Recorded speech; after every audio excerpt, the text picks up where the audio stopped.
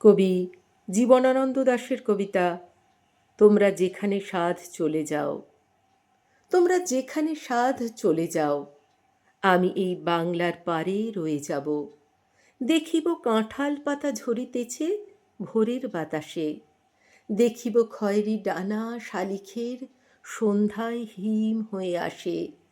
ধবল রোমের নিচে তাহার হলুদ ঠ্যাং ঘাসে অন্ধকারে নেচে চলে একবার দুইবার, তারপর হঠাৎ তাহারে বনের হিজল গাছ ডাক দিয়ে নিয়ে যায় হৃদয়ের পাশে।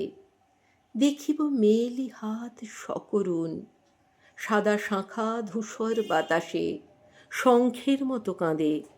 সন্ধ্যায় দাঁড়ালে সে পুকুরের ধারে, খই রঙা হাঁসটিরে নিয়ে যাবে যেন কোন কাহিনীর দেশে।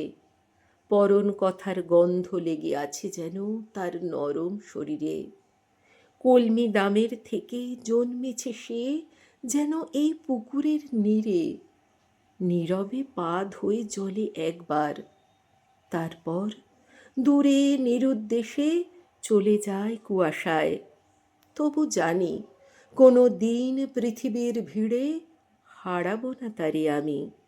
সে যে আছে আমার এ বাংলার তীরে।